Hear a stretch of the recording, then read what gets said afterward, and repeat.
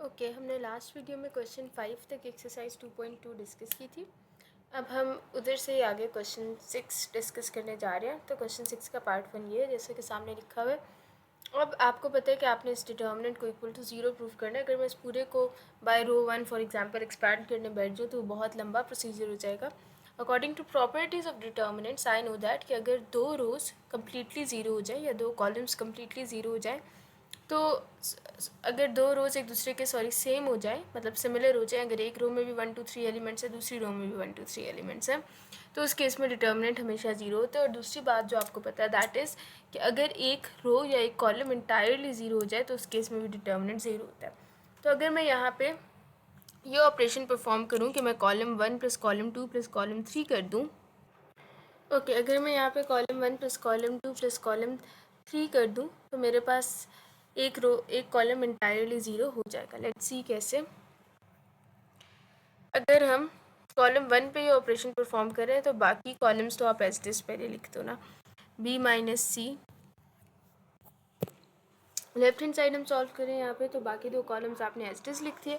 अब यहाँ पे अगर हम करें column 1 plus column 2 plus column 3, तो एक मैं करके दिखा देती हूँ आपको। अगर मैं ये करूँ a minus b plus b minus c, column 1 plus column 2 हो गया, इसी में कॉलम 3 भी ऐड करना है तो प्लस सी माइनस ए हो जाएगा। सो you can clearly C a minus A is zero. इसी तरह बी से कैंसिल, सी से कैंसिल, तो आंसर यहाँ से क्या आ जाएगा ज़ीरो। तो इसलिए आपने इधर ज़ीरो लिख दिया। इसी तरह जब आप b माइनस सी माइनस ए प्लस ए माइनस बी करेंगे तो ये भी ज़ीरो दे देगा और ये भी आपको ज़ीरो दे देगा, राइट। तो अब क्योंकि कॉलम 1 आपके पास इंटायरली ज़ीरो हो गया, इसलिए जो है वो डिटर्मिनेंट आपके पास क्या आ जाएगा, ज़ीरो आ जाएगा। According to properties of determinants of matrices आपको पता है कि अगर एक रो या एक कॉलम कम्प्लीटली ज़ीरो हो जाए तो डिटर्मिनेंट ज़ीरो आ जाता है। So this is equal to zero which is your right hand side. आप एंड पे मेंशन भी कर सकते हो कि हैंस वेरीफाइड। अब हम नेक्स्ट पार्ट पे चलते हैं। ओके पार्ट 2 अब इसी सेम क्वेश्चन का आपके पास ये है। अब एक तरीका तो अगेन इसको ये है कि आप पूरा इसे प्रॉपर एक्सपैंड करते रहें कि पहले आप लिखें कि 1 फर्स्ट रो फर्स्ट कॉलम को काट के ये चीज़, फिर अगर कॉलम 1 से फॉर इंस्टेंस एक्सपैंड करें तो -1 into the remaining things and +1 into जो भी वट एवर आपके पास एंट्रीज बच रही होंगी वो कैंसिलेशन के बाद। लेकिन दैट इज़ बहुत लंबा मेथड, इसलिए हम उस मेथड को नहीं यूज़ करते। दूसरा तरीका हम ये कर सकते हैं कि अगर मैं इसी गिवन मैट्रिक्स में ये दो ऑपरेशन परफॉर्म करूँ कि मैं रो 2 माइनस रो 1 कर दूँ, इसी तरह मैं रो 3 माइनस रो 1 कर दूँ। तो अगर मैं ये दोनों ऑपरेशंस परफॉर्म करूँगी तो ये वाली भी चीज़ भी ज़ीरो हो जाएगी, राइट, ये वाली चीज़ भी ज़ीरो हो जाएगी और ये वाली चीज़ भी ज़ीरो हो जाएगी। तो अगर ये दोनों एंट्री ज़ीरो हो जाएंगी तो फिर मेरे लिए expansion with respect to column 1 काफ़ी आसान हो जाएगी। और मैं इनको ज़ीरो क्यों नहीं करी, क्योंकि ए क्यूब भी किसी भी तरह ज़ीरो हो नहीं सकता किसी भी रो और कॉलम के साथ, सिर्फ फर्स्ट कॉलम की ये दो एंट्रीज इजीली ज़ीरो हो सकती हैं। सो इसलिए we picked that particular column, ठीक है। अब हम ये ऑपरेशन परफॉर्म कर लेते हैं यहाँ पे। तो फर्स्ट रो तो एज इट इज़ आ जाएगी 1 ए क्यूब, 1 माइनस 1 इज़ ज़ीरो, ये आ गया b minus A and this is b cube minus A cube, ये आ गया zero, c minus A and this is c cube minus A cube, क्योंकि आप रो 3 को रो 1 में से सब्ट्रैक्ट करें हैं तो c क्यूब माइनस ए क्यूब आएगा। इसी तरह c row 3 minus row 1 a, c minus A आएगा और 1 माइनस 1 0। इसी तरह रो 2 को भी रो 1 से सब्ट्रैक्ट करना है तो b माइनस ए और b क्यूब माइनस ए क्यूब आ गया। नाउ यू कैन राइट, अच्छा बाय द वे इसको is equal to this thing prove करना है आपने क्वेश्चन में, इक्वल टू ज़ीरो नहीं प्रूव करना है, just checked it from the book. Okay अब आपने इसे जब एक्सपैंड किया विद रिस्पेक्ट टू कॉलम 1 तो ये चीज़ आपके पास आ गई 1, फर्स्ट टर्म के साथ हमेशा पॉजिटिव साइन होता है, first row first column cancel होगा, ये वाली एंट्रीज आपने यहाँ पे मेंशन कर दी। सेकंड टर्म के साथ विद रिस्पेक्ट टू कॉलम 1 आप एक्सपेंड करें तो सेकंड टर्म ज़ीरो है और सेकंड टर्म के साथ हमेशा नेगेटिव साइन होता है तो वो साइन आपने लिख दिया। और अब ये वाली रो और ये वाला कॉलम, क्योंकि this zero is at position 2 1, so second row and first column got cancel and you will left with a c minus A cube c cube minus A cube. इसी तरह आपने लिखा plus zero and this 0 is at position 3 1, third row first column, so third row first column got cancelled और ये वाली entries यहाँ पे आपने लिख दी। ओके, अब इसी क्वेश्चन में आगे बढ़ते हैं। तो ऑफ कोर्स जब ये ज़ीरो किसी भी टर्म से मल्टीप्लाई होगा तो आंसर ज़ीरो ही दे देगा, और ये वाली चीज़ भी ऑफ कोर्स किसी भी टर्म से मल्टीप्लाई होगी तो आंसर ज़ीरो देगी। तो ये दोनों तो आपने कैंसिल कर दिए, सिर्फ इसको हमने सॉल्व करना है अब। तो ये क्या हो जाएगा, बी माइनस ए इंटू सी क्यूब माइनस ए क्यूब माइनस सी माइनस ए इंटू बी क्यूब माइनस ए क्यूब। ठीक है, अब इसमें मैं फर्दर क्या कर सकती हूँ, यहाँ पे अगर मैं देखूँ जो मेरे पास राइट हैंड साइड क्वेश्चन में गिवन है उसमें कोई क्यूब वाली टर्म नहीं है, राइट। यहाँ पे कोई क्यूब वाली टर्म नहीं है, तो इसलिए मुझे यहाँ पे भी क्यूब ख़त्म करना है क्योंकि मुझे अपने आंसर में कोई क्यूब वाली टर्म नहीं चाहिए। So I know that this is A cube plus B cube, और A cube minus B cube, इसका फॉर्मूला होता है कि A cube minus B cube is equals to A minus B A square plus A B plus B square, right. तो आपने b minus A तो as it is लिख लिया और c क्यूब माइनस ए क्यूब पे फॉर्मूला लगा लिया। अब यहाँ पे c is your a and a is your b, so c minus A C square plus C A plus A square, minus आ गया बीच में। c माइनस ए आपने पहले लिख दिया एज इट इज़, फिर b क्यूब माइनस ए क्यूब पे आपने फॉर्मूला लगा दिया b minus a b square plus b A plus A square. ठीक है, आगे बढ़ते हैं। ओके, यहाँ तक हम पहुँच गए थे स्टेप तक। अब अगर मैं यहाँ पे गौर करूँ तो इन दोनों टर्म्स में these are two different terms that are separated by this subtraction sign। तो ये एक अलग टर्म है, टर्म्स बनती हैं जो कि साइन से सेपरेटेड होती है, राइट, और ये एक अलग टर्म है। तो इन दोनों टर्म में आपको क्या कॉमन नज़र आ रहा है, तो b माइनस ए भी कॉमन है और c माइनस ए भी कॉमन है, क्योंकि इस टर्म में भी देखें you have b minus A and c minus A, तो वो आपने बाहर निकाल के लिख दिया सिंस दैट इज़ कॉमन। ठीक है, फिर अंदर क्या बच गया, ये वाली एक टर्म बच गया सी square plus C A plus A square, और एक बीच में ये माइनस साइन था, ये वाले टर्म एक ये वाला टर्म बच गया बी स्क्वायर प्लस बी ए प्लस ए स्क्वायर। लेकिन ये जो माइनस साइन है ये इस हर टर्म से मल्टीप्लाई होगा, तो minus B square minus B A minus A square आ गया। ठीक है, अब ये ए स्क्वायर से कट गया, सी माइनस ए बी माइनस ए आपने एस्टेस लिख दिया, बाकी यहाँ पे हमने टर्म्स लिख दी simple, C A minus B A plus C square minus B square, remaining terms तो कैंसिल्ड है। अब क्योंकि सी स्क्वायर वाली भी कोई टर्म नहीं थी राइट हैंड साइड पे, तो इसको भी आपने एक्सपैंड कर देना, इसके फॉर्मूला में खोल देना है। एंड यू कैन सी कि ये जो दोनों टर्म्स हैं इनमें भी कुछ कॉमन है, ए इज़ कॉमन, ए आपने बाहर लिख दिया, जब ए बाहर चला गया यहाँ से तो सी बच गया और यहाँ से बी बच गया, तो this is C minus B, C square plus लिख दिया आपने, और इसे आपने लिख दिया C square minus B square को C plus B C minus B. Now you can see कि हमेशा टर्म्स में से कॉमन लेते हैं, terms are separated by addition और subtraction sign. Now this is one term and this is another term.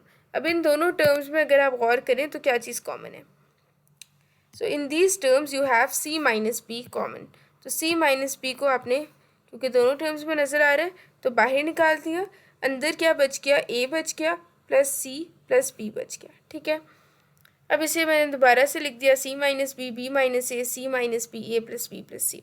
तो यही हमारे क्वेश्चन की रिक्वायरमेंट थी, यही हमने प्रूव करके देना था, राइट। ये देख लें, तो ये प्रूव हो गया है। तो अब हम नेक्स्ट पार्ट पर चलते हैं। Okay, now this is your third part. अब इसमें आपके पास अगेन वही दो ऑप्शन है कि एक तो आप पूरा एक्सपैंड करें with respect to row one या कॉलम वन, लेकिन वो बहुत लंबा प्रोसीजर है। तो अब इसका आसान तरीका क्या है कि आप row two minus row one कर लें, इसी तरह row three minus row one कर लें, ताकि आप easily expand by column one कर लें। ठीक है, तो ये करके देखते हैं। बिल्कुल लास्ट क्वेश्चन की तरह आपने रो टू माइनस रो वन कर लिया, one minus one is zero, ये बी माइनस ए आ गया और B square minus A square आ गया। फिर रो थ्री में से भी रो वन सब्ट्रैक्ट की तो ये ज़ीरो आ गया। Now we will simply expand by column one. Okay, तो जब आपने कॉलम वन से एक्सपैंड किया तो ये वन आ गया, एंड फर्स्ट क्योंकि ये पोजीशन वन वन पे है तो first row and first column got cancelled, और ये रिमेनिंग एंट्रीज आपने यहाँ लिख दी। Minus zero, second row first column cancel हो गया, और यहाँ पे जो भी एंट्रीज आएंगी दैट वो entries they will not make a difference, क्योंकि ज़ीरो जब भी किसी भी चीज़ से मल्टीप्लाई होता है तो आंसर ज़ीरो ही होता है। इसी तरह प्लस ज़ीरो जब आप करेंगे तो plus zero into this zero is at position 3 1, तो third row and first column cancel हो जाएगा और रिमेनिंग एंट्रीज आ जाएंगी, लेकिन अगेन यहाँ से भी आंसर ज़ीरो आएगा। तो आपने सॉल्व सिर्फ इस चीज़ को करना है, B minus A into C square minus A square लिख दिया आपने, बीच में माइनस नेगेटिव साइन आ गया, और सी minus A into B square minus A square लिख दिया। अब अगर हम ऊपर क्वेश्चन में देखें तो कोई स्क्वायर वाली टर्म नहीं थी राइट हैंड साइड पे, तो हमने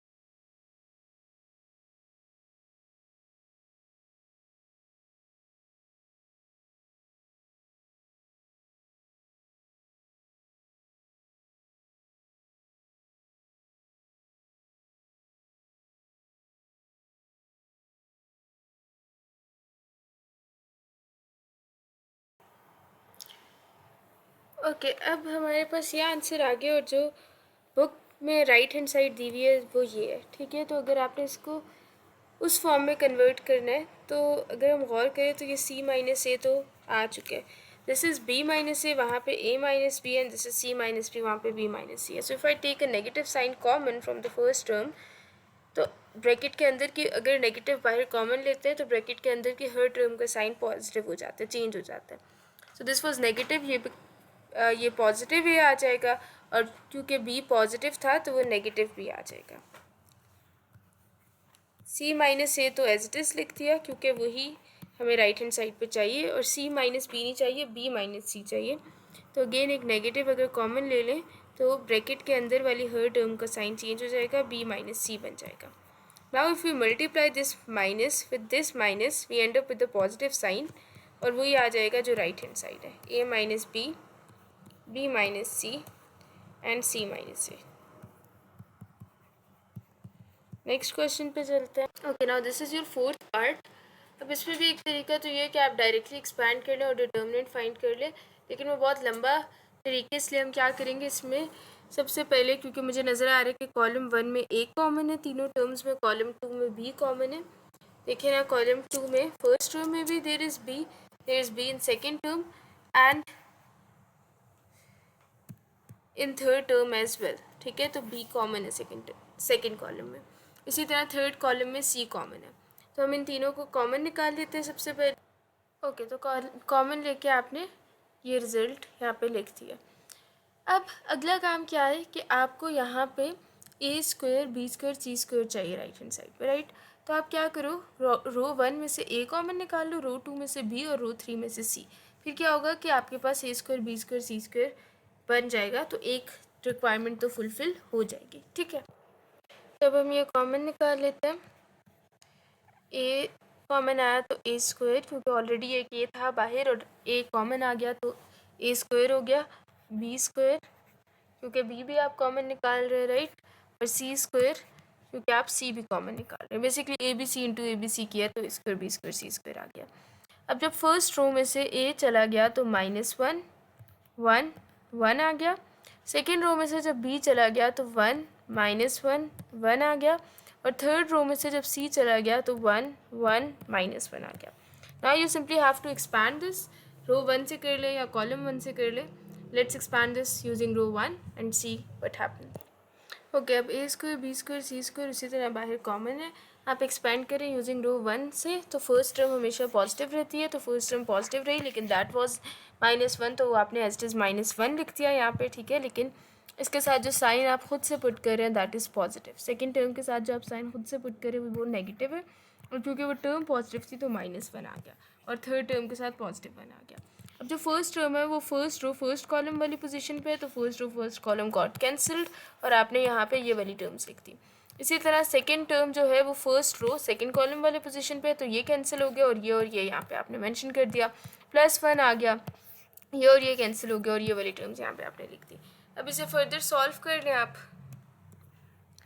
तो अगर इस चीज़ को मैं फर्दर सॉल्व करूँ तो ये आ जाएगा A square B square C square -1 into -1 is simply 1, -1 आ गया, -1 1 into -1 is -1, -1 into 1 is -1, right, +1 1 into 1 is 1, minus minus plus हो गया +1, ठीक है।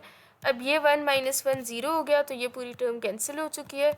A square B square C square -1 -1 is -2, +1 into 2 is simply 2। Okay, ये आ गया A square B square C square -1 into -2 is 2, 2 + 2।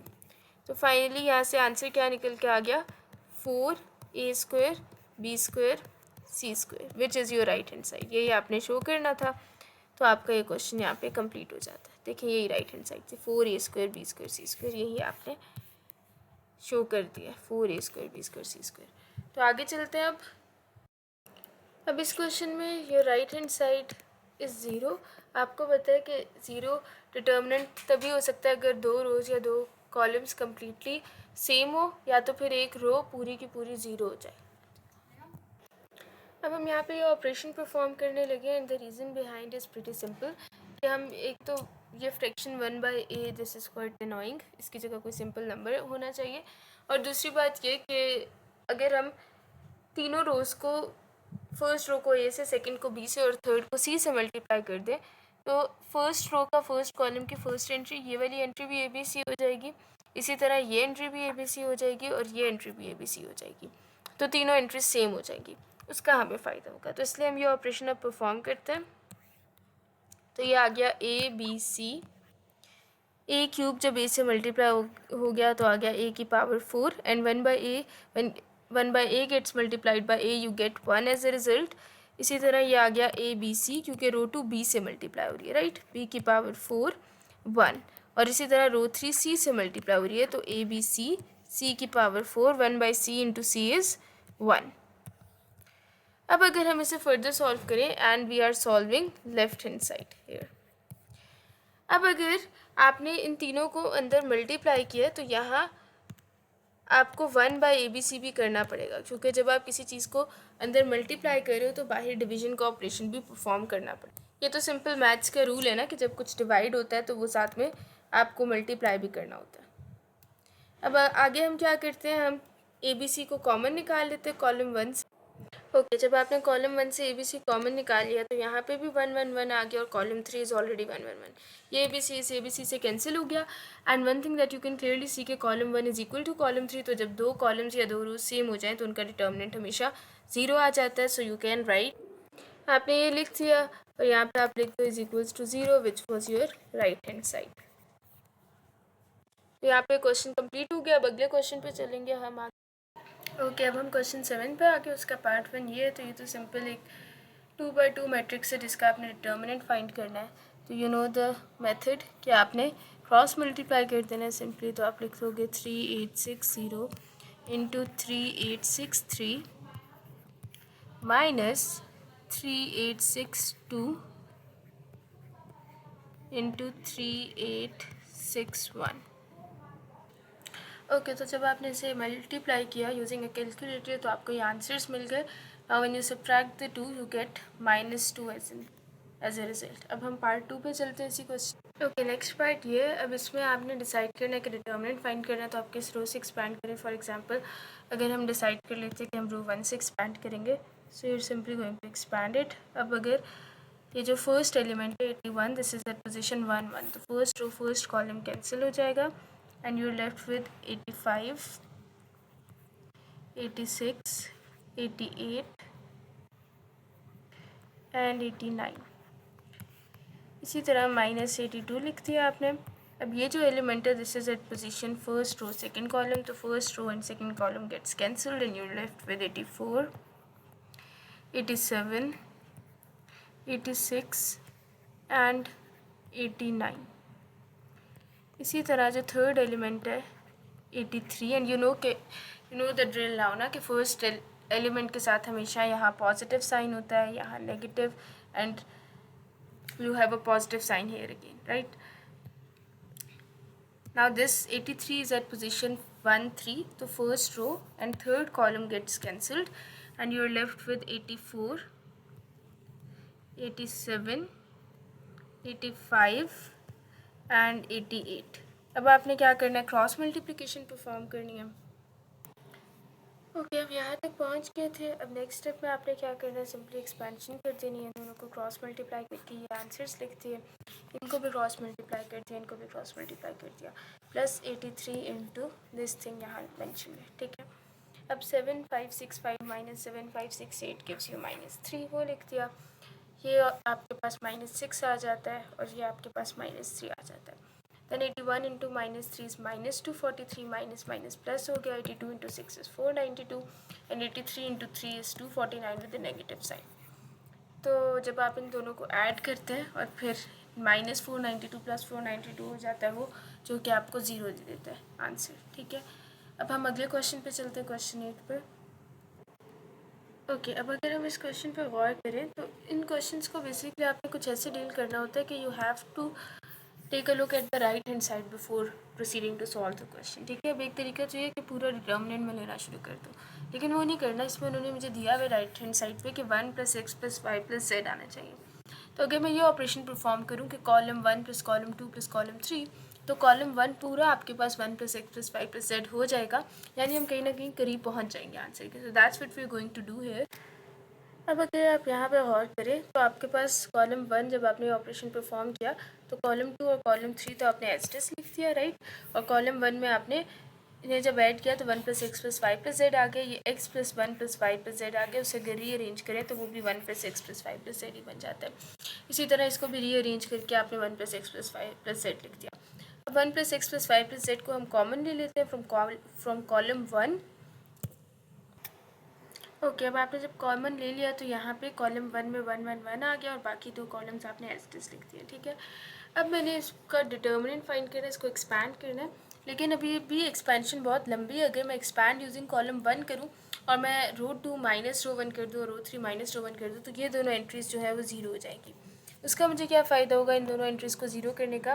मुझे ये फ़ायदा होगा कि मेरे पास सिर्फ मतलब 1 इंटू समथिंग करना पड़ेगा, -0 इंटू ये वाली चीज़ भी सॉल्व नहीं करनी पड़ेगी और ये वाली चीज़ भी सॉल्व नहीं करनी पड़ेगी, ठीक है। तो ये आसानी हो जाएगी कि हमें सिर्फ एक चीज़ सॉल्व करनी पड़ेगी। तो to make things easier for us, अब हम ये दो ऑपरेशंस परफॉर्म करने जा रहे हैं।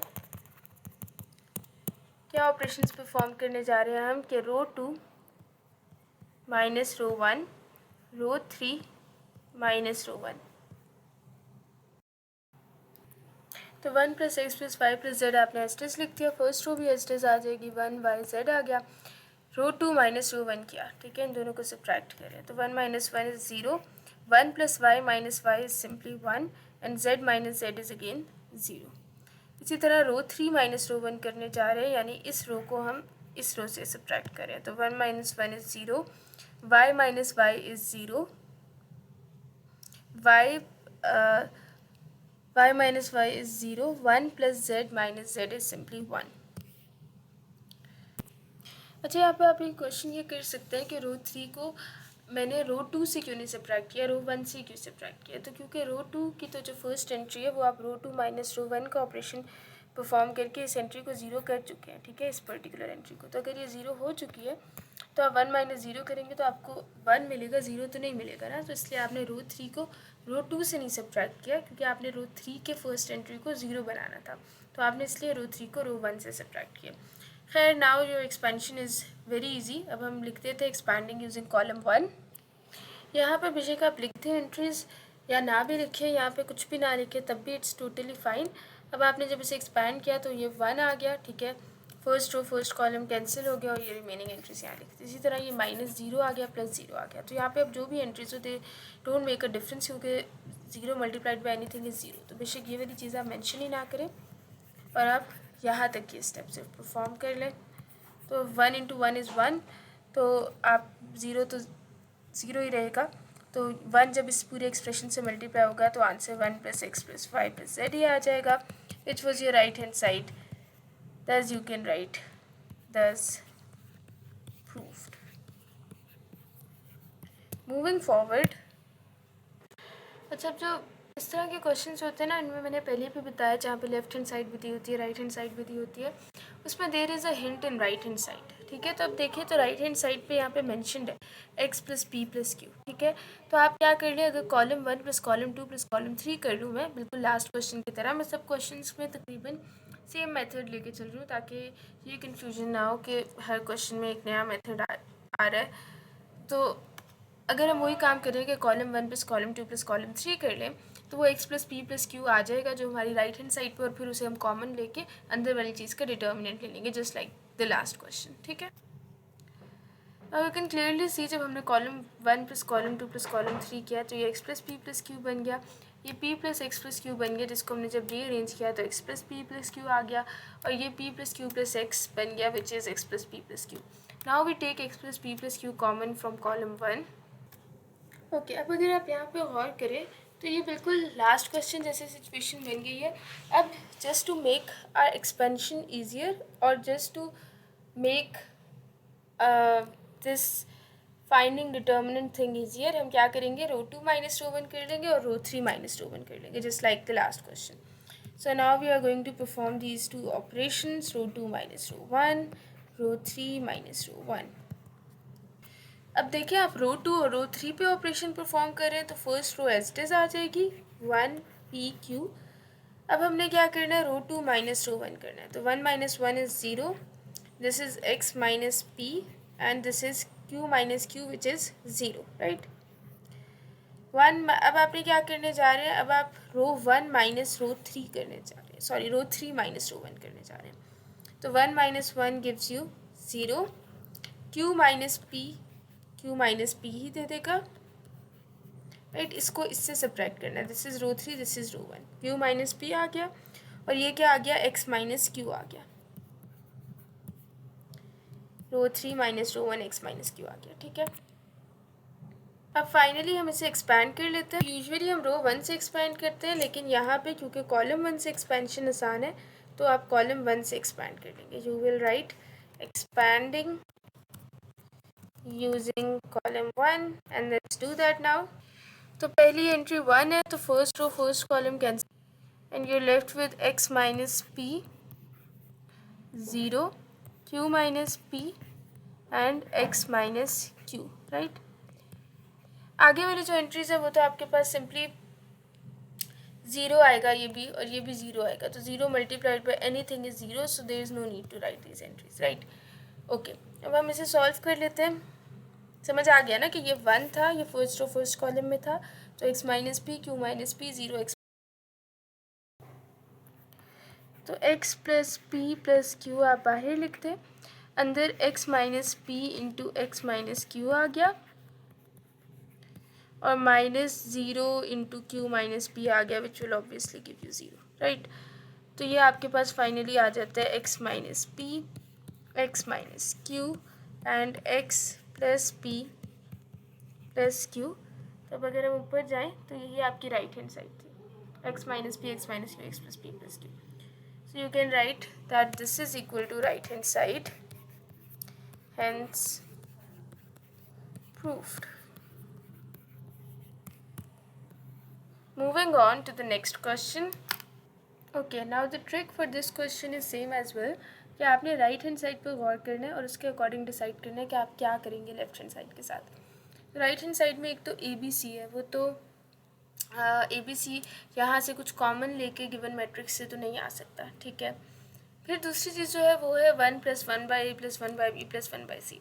अगर मैं लेट्स से कॉलम 1 को ए से डिवाइड कर दूँ तो 1 बाई ए प्लस 1 आ जाएगा इस जगह पे, राइट। अगर मैं कॉलम इस जगह पे 1 बाई ए प्लस 1 आ जाएगा, अगर मैं कॉलम 1 को ए से डिवाइड कर दूँ, कॉलम 2 को बी से डिवाइड करूँगी तो 1 बाई बी आ जाएगा, कॉलम 3 को सी से डिवाइड करूँगी तो 1 बाई सी आ जाएगा। तो somewhat similar to this thing आपके पास चीज़ें आ जाएंगी, ठीक है। तो हम यही करने जा रहे हैं कि we are going to divide column 1 by A, column 2 by B and column 3 by C. अब एक बात ये भी है कि मैथमेटिक्स का सिंपल रूल है कि जब कोई चीज़ मल्टीप्लाई होती है तो डिवाइड भी होती है और जब कोई चीज़ डिवाइड होती है तो वो साथ में मल्टीप्लाई भी होती है। तो अगर आप ए बी सी डिवाइड कर रहे हैं मैट्रिक्स के अंदर, so you must also multiply it outside the matrix. तो आप ए के बी सी यहाँ पे भी लिखेंगे कि अगर आपने अंदर मैट्रिक्स के उसे डिवाइड किया है ए बी सी को, तो बाहर मल्टीप्लाई भी करना पड़ेगा टू न्यूट्रलाइज द एक्सप्रेशन, ताकि आप वापस इधर तक पहुँच सकें ए बी सी को वापस अंदर मल्टीप्लाई करके, राइट। तो ये क्या आ जाएगा, 1 by A plus a by a is 1, so you get 1 by A plus 1, 1 by B and 1। ये क्या आ जाएगा, इसको आप कॉलम 1 को ए से डिवाइड करें तो 1 by a and this is 1 by a as well, पूरा कॉलम 1। अभी चले ऐसे 1 बाई 1 चलें कि पहले कॉलम 1 को ए से डिवाइड करें, तो ये आपने कॉलम 1 को ए से डिवाइड कर लिया 1 बाई ए प्लस 1। अब हम कॉलम 2 को बी से डिवाइड करने जा रहे हैं एज रिटन हियर, तो 1 by B plus b divided by b is simply 1 and this is 1 by b. इसी तरह कॉलम 3 को आप सी से डिवाइड करेंगे तो 1 by c and 1 divided by c is 1 by c and c divided by c is simply 1, right. अब मैं पहले तो डिसाइड कर लेती हूँ कि मैं किससे अब क्या रह गया, एक्सपैंड करना रह गया इस डिटर्मिनेंट को। तो थोड़ी सी आसानी हम क्रिएट करते थे कि किसी रो को या किसी कॉलम को एक दूसरे से सब्ट्रैक्ट या ऐड करते थे ताकि कोई एक चीज़ ज़ीरो हो जाए और फिर हम इजीली एक्सपैंड कर लें। तो यहाँ पे अगर मैं रो 2 को रो 1 से सब्ट्रैक्ट करूँ तो मुझे उसका कोई फ़ायदा नहीं होगा, because I will and up with 1, right, zero नहीं मुझे मिलेगा। लेकिन यहाँ पे अगर मैं ये ऑपरेशन परफॉर्म करूँ कि रो 3 माइनस रो 2, तो फिर 1/a minus 1/a is zero, right. तो एक चीज़ ज़ीरो हो जाएगी और फिर मैं इजीली कॉलम 1 से एक्सपैंड कर सकती हूँ। तो पहले हम ये ऑपरेशन परफॉर्म करते हैं। एक्सपेंशन परफॉर्म करने से पहले रो 3 पे ऑपरेशन क्योंकि परफॉर्म करना चाह रहे हैं तो आप रो 1 को भी एज इट इज़ लिख लेंगे और रो 2 को भी एज इट इज़ लिख लेंगे। तो मैंने ये सारी चीज़ें एज इट इज़ लिख ली हैं, रो 1 भी एज इट इज़ लिख लिया, रो 2 भी एज इट इज़ लिख लिया।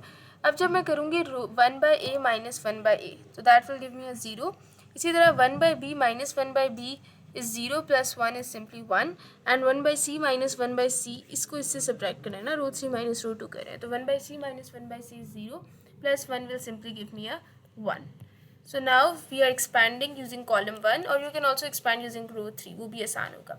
तो हम कॉलम 1 से अगर एक्सपैंड कर लें यहाँ पे, या रो 3 से कर लें, कॉलम 1 से कर लेते हैं, ठीक है। अच्छा, अब देखिए आप रो 3 में भी आप एक्सपैंड कर सकते थे, लेकिन अगर हम कॉलम 1 से एक्सपैंड कर लें तो ABC बाहर आ गया, 1/a प्लस 1 लिख लिया आपने, first row first column got cancel and you left with 1/b plus 1,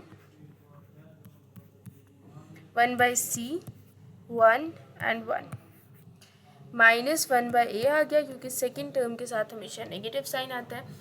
you know this from the concept of cofactor, ठीक है। अब हमने यहाँ पे लिख दिया -1/a, तो साथ में क्या आ जाएगा, and by the way there is no need for this bracket, ये ब्रैकेट कुछ ऐसे बना हुआ था, ठीक है। -1/a आ गया, तो अब आपके पास second row first column got cancelled and you are left with 1/b 1, 1/c 1। अब आगे प्लस 0 है, वो किसी भी चीज़ से मल्टीप्लाई हो, that doesn't make a difference, तो आप खाली +0 भी लिख सकते हैं, ठीक है, ये वाला 0। अब हम इसे सॉल्व कर, ओके, यहाँ पे जब बाकी सब अभी तक तो मैंने एज इट इज़ लिखे, 1/b प्लस 1 जब 1 से मल्टीप्लाई होगा तो वो आपको दे देगा 1/b प्लस 1। इसी तरह ये वाली मल्टीप्लिकेशन अभी आपने परफॉर्म किया, -1/c आ जाएगा, बीच में नेगेटिव का साइन, और 1 gets multiplied with 1/c, you get -1/c, ठीक है। अब ये टर्म मैं इधर एज इट इज़ लिख लूँगी, -1/a। इसी तरह जब ये 1/b इस 1 से मल्टीप्लाई होगा तो 1/b आ जाएगा, बीच में नेगेटिव का साइन, ये 1 जब इस 1/c से मल्टीप्लाई होगा तो 1/c आ जाएगा, और आगे तो 0 है, वो तो लिखने की ज़रूरत ही नहीं है। आगे इसे सॉल्व करते हैं। तो अब जो ब्रैकेट के बाहर टर्म लिखी हुई है उसको आप ब्रैकेट के अंदर मल्टीप्लाई करने जा रहे हैं। तो देखिए, ये पहले ये टर्म ब्रैकेट के अंदर 1/a ब्रैकेट के अंदर हर टर्म से मल्टीप्लाई होगा, फिर 1 ब्रैकेट के अंदर हर टर्म से मल्टीप्लाई होगा। तो when this 1/a gets multiplied by 1/b you get 1/ab। इसी तरह जब ये 1/a 1 से मल्टीप्लाई हुआ तो आपके पास 1/a आ गया। इसी तरह जब ये 1/a 1/c से मल्टीप्लाई हुआ तो आपके पास -1/ac आ गया।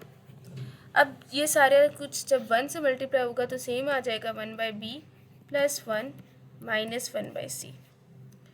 अब आगे अब आपने इस 1/a को ब्रैकेट के अंदर की दोनों टर्म से मल्टीप्लाई करना है, तो -1/ab आ गया, this minus and this minus becomes plus, और ये आ गया 1/ac। अब देख लेते हैं कोई कैंसिलेशन हो रही है, तो पहले तो वो परफॉर्म कर लेते हैं। एक ये 1/ab 1/ab से कैंसिल हो रहा है, एक ये 1/ac 1/ac से कैंसिल हो रहा है।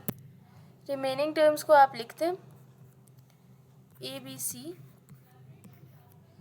1/a plus 1/b।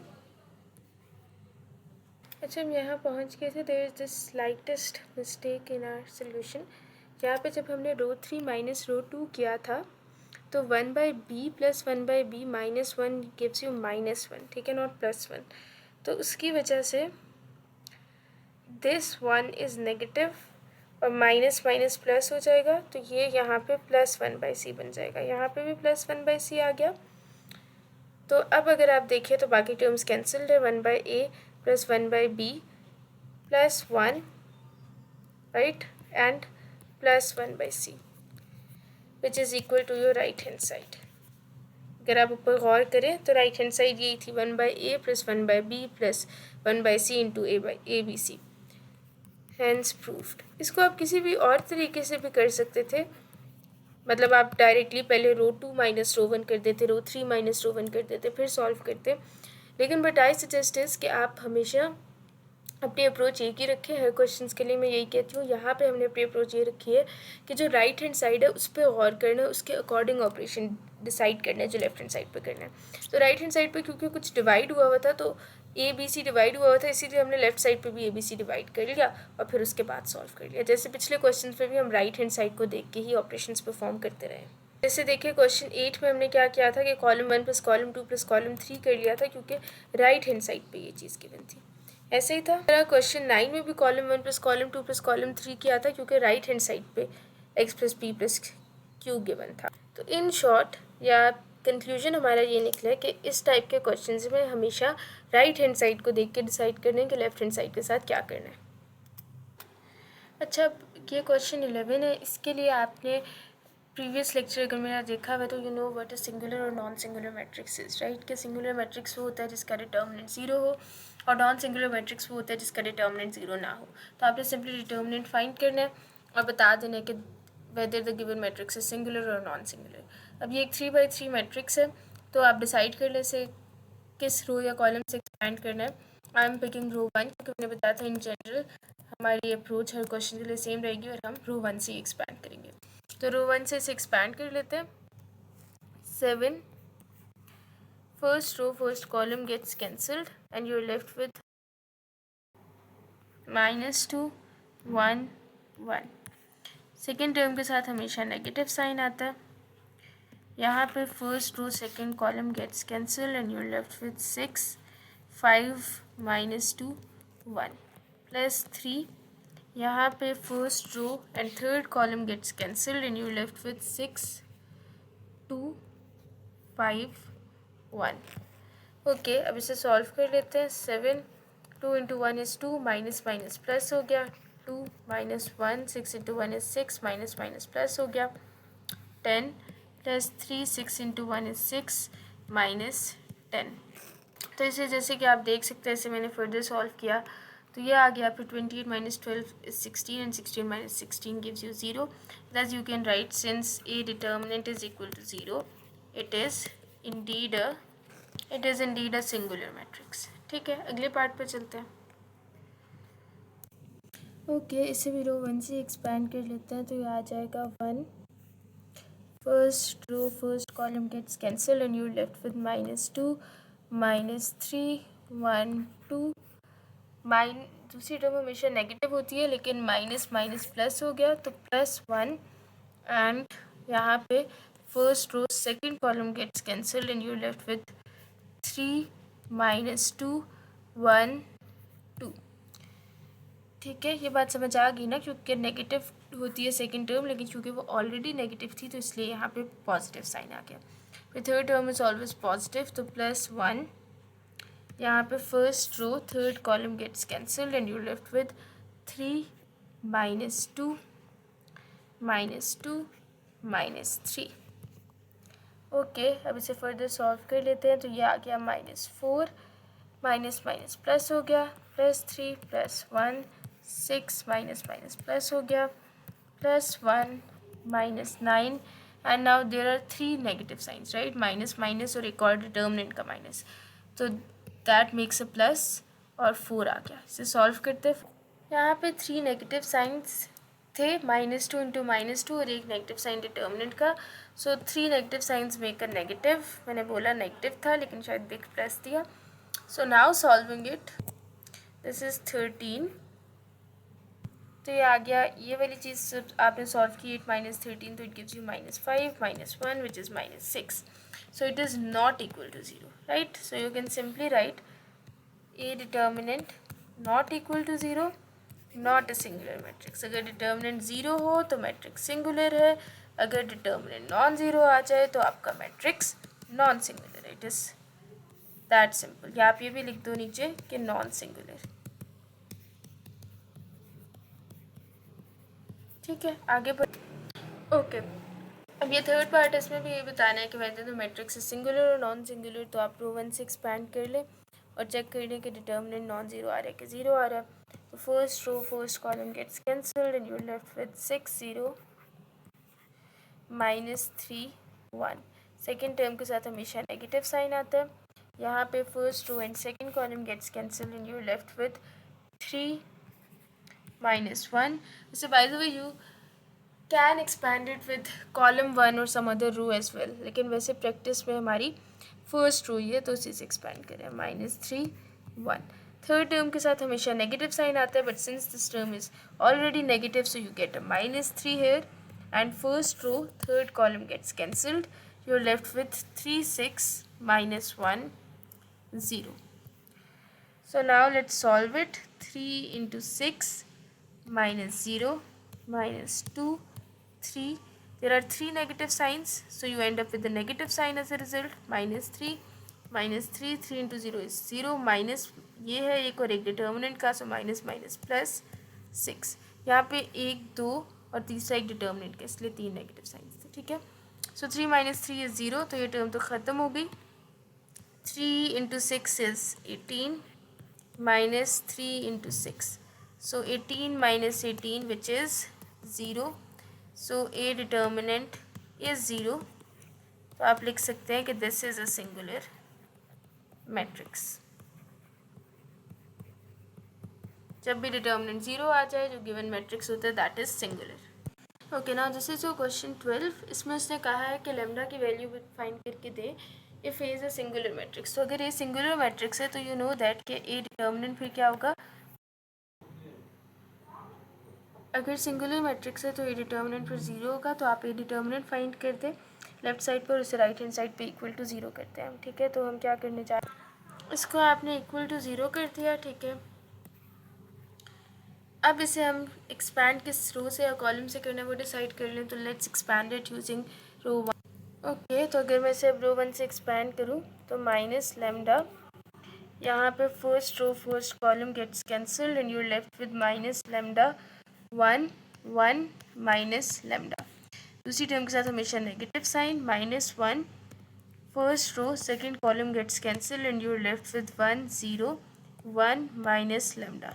Similar way में +0 आ गया और यहाँ पे आएगा वैसे ये और ये कैंसिल हो जाएगा फर्स्ट रो थर्ड कॉलम, तो आएगा वैसे 1 0 minus lambda 1, but that doesn't make a difference क्योंकि 0 anything multiplied by 0 gives you a 0. ठीक है, ये लेफ्ट हैंड साइड हो गई and this is equal to 0 by the way. ठीक है, ये इक्वल है 0 के. आगे चलते हैं. Minus lambda, lambda into lambda is lambda square और माइनस माइनस प्लस हो गया. Lambda square -1 1 into minus lambda is minus lambda. -0 लिखने की ज़रूरत नहीं है, +0 तो ऑब्वियसली वो 0 ही दे देगा, वो भी मेंशन करने की ज़रूरत नहीं है. Is equals to 0. इससे थोड़ा तो ये आ गया minus lambda cube, minus minus plus हो गया, plus lambda minus minus is again plus, so plus lambda is equals to 0. तो ये आपके पास आ जाता है minus lambda cube plus 2 lambda is equals to 0. इसे फर्दर सॉल्व करते हैं तो लैम्डा एक कॉमन ले सकते हैं, वो कॉमन ले लेते हैं. अंदर आ जाएगा माइनस लैम्डा स्क्वायर, क्योंकि लैम्डा क्यूब था एक लैम्डा कॉमन चला गया तो लैम्डा स्क्वायर बच गया. 2 लैम्डा में से लैम्डा बाहर जा चुका है तो +2 इज इक्वल्स टू 0. यहाँ से इधर लैम्डा इज इक्वल्स टू 0 और minus lambda square +2 is equals to 0. तो ये क्या बन जाएगा, minus lambda square is equals to -2, minus minus से कट गया, lambda square is equals to 2, यानी कि lambda is equals to plus minus √2. तो ये 3 लैम्डा की वैल्यूज़ आ गई, प्लस माइनस √2 एंड 0. एंड पे उसको आपने एक ऑर्डर पेयर की फॉर्म में लिख दिया. This the required values of lambda for which the matrix become singular are these. यहाँ पे क्वेश्चन ख़त्म हो जाता है, क्वेश्चन 12. अब हम नेक्स्ट वीडियो में क्वेश्चन 13 to 19 डिस्कस करेंगे. I hope you enjoyed this video and you learn something from it. अगर आपके कोई भी क्वेरीज हैं या कोई भी क्वेश्चन है तो please do ask them in the comment section and I will make sure to answer them as soon as possible. And Don't forget to subscribe to my channel to watch more such informative videos. That's it. Thank you and Allah Hafiz.